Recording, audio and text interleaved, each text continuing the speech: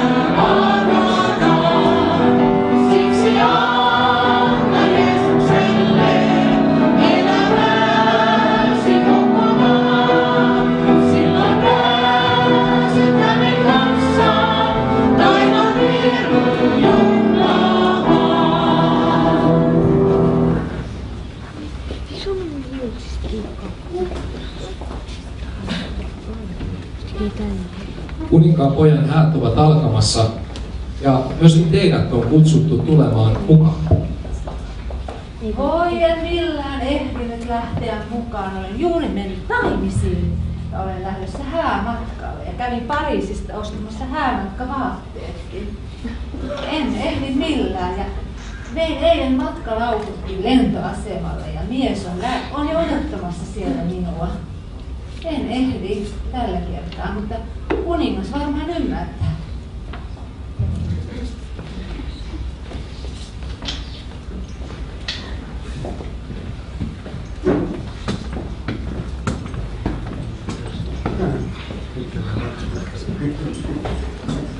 Kuninkaan pojan häät ovat alkamassa ja myöskin teidät olisi kutsuttu tulemaan mukaan. Joo. Kyllä. Mä oon ravihevonen ja lähden nyt ravihevosen kanssa juuri hankkinut ja se on maksavia. Mä lähden Vermoon Kuninkuusraveneen. Sitä mä en missata nyt tällä kertaa ja minäkin ostin juuri ja kyllä, kuulee siellä. Kyllä Vetto mun hevosessa. Se voittaa varmaan. Puut. Oho.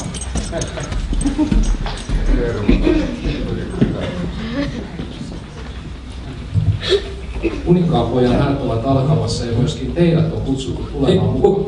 Nyt ei kuule passaa. Ostin just kartanoja, kuule maatakin on 1500 hehtaaria. Pitää lähteä pestaamaan työmiehet, että saadaan tilan työt käyntiin. Nyt mä pyydän, pidä maista.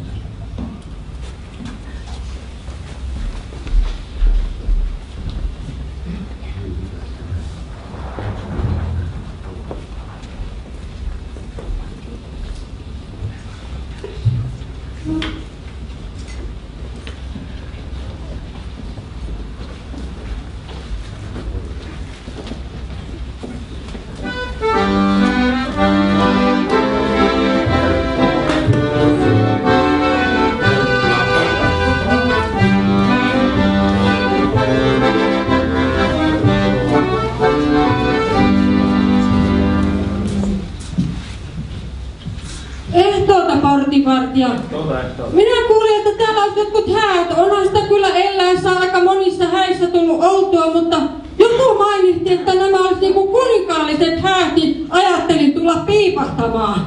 Kiirehän tuo tuli, kun esiliinakin jäi pialle. Hatun tempasin pialle ja tietysti otin käsilaukku. Mihinkäs että nainen ilman käsilaukkua se lähtee? Ei yhtään mihinkään.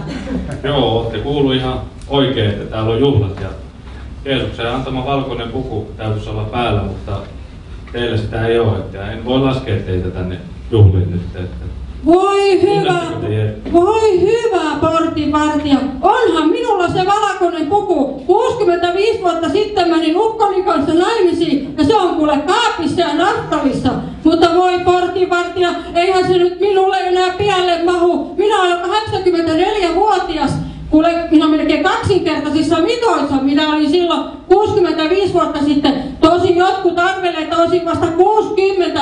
Olen niin paljon hyvää elämää elänyt. En ole kuule juonut enkä rällännyt. En ole karannut enkä eronnut. Enkä ole varastanut enkä mitään muutakaan pahaa tehnyt. Niin näkyyhän se. Mutta valitettava tosiasia on, ei se puku mahu enää päälle. Olen pahoillani, mutta nyt en voi laskea, että meillä on tullut tarkat määräykset sen valkoisen puvun suhteen, että ne, jotka uskoo Jeesukseen ja on asiat kunnossa, niin ne pääsee.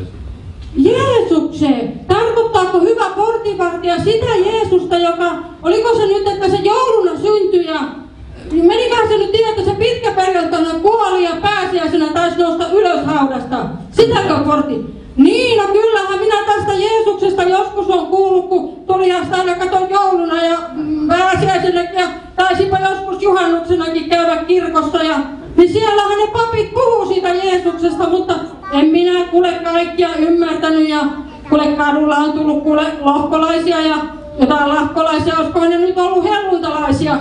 Niin ne sanoo, että pitäisi ottaa Jeesus sydämeen, että pääsee taivaaseen. No minä kuule ajattelin, että miten se nyt tänne minun sydämeen, kun se on pieni ja väsynyt ja rähjäinen ja sairas ja rytmihäiriöinen. Eihän sinne nyt Jeesus voi mennä. Se vaan kärsisi siellä ja sillä olisi paha olla. Kuule, niin minä päätin, että kun minä elän kunnollista elämää, niin kyllä minä taivaaseen pääsen. Ja kuule, minä olen elänyt monen kirjava, niin kuin tämä Esiliina, kuule, niin on monipuolista ollut. Ja kaiken on kuule tehnyt hyvin. Ukkonikin kuule hoidi, 60 vuotta hoidi ja nyt on valmiilla ikiunta nukkumassa. Ja kunnan valtuustostakin on ollut. Ja veroni on maksana.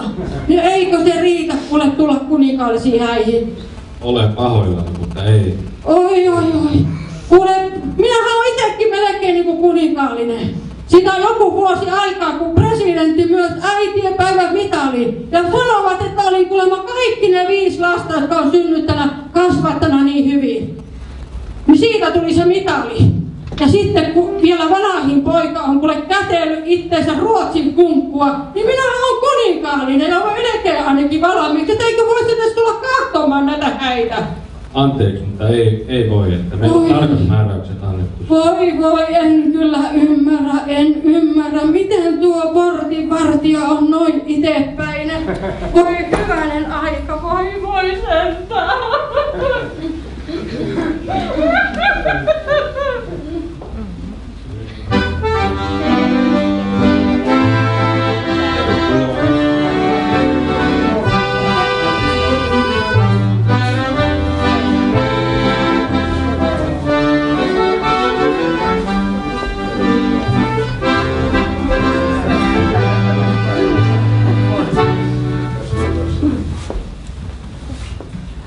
Teillä ei taida olla nyt hääpukua. Hääpukua? Joo, ei pääse. Tämä on ollut minun tyttäreni häissä. Tämä on paras puku ja kun minä kerran jouduin linnaankin. Kato, se oli presidentin linna ja minut sinne kutsuttiin ja minä itsenäisyyspäivänä menin sinne tämä puku päälle. Mä kelpas sinnekin kuule. Kyllä se oli presidentti ja se kelpas sinne ja eikö se nyt tänne kelpaa? Teillä ei ole sitä pukua, jonka Jeesus antoi silloin niille, jotka uskoo. Tunnetteko te Jeesus? Semmoinen valkoinen puku. Hääpuku. Valkoinen hääpuku. Värjätään nämä valkoiseksi. Ei se ihan. No mutta hyvä, niin aina, kyllä on sitä tavalla, saat presidentin kahvia, jos päästä sisälle. Mä oon saanut tarkat ohjeet Jeesukselta. Niin, mutta minä antaisin mitä tahansa. Kyllä minä haluan tuonne joukkoon mukaan. Että se on myöhäistä. Myöhäistä. Minä olen kuullut siitä Jeesuksesta, mutta minä kävin kirkossa joka sunnuntai ja kun lehti haaviinkin panin kerran pahingossa 2 euroa ja tavallisesti panin aina 1 euroa, mutta kyllä minä hyvää olen tehnyt ja kun minä vaimon kuukaudesta panin tuommoiseen lähetysrahastoon niin 10 eurosikin kerran, että enkä minä pääse. Kyllä nyt on pahoillani siitä, että joudun käännyttämään teitä. Minne minä jos siitä menen? Tuonne ulos. Ulos? No minä ilmeisesti takakautta sitten menen. Kiitos vaan. Mikä helle täällä on? Miten täällä on niin, että tulee kuuma? Eikä ihan yli lämmitetty sauna. Antakaa sauna vasta, eihän tänne voi mennä.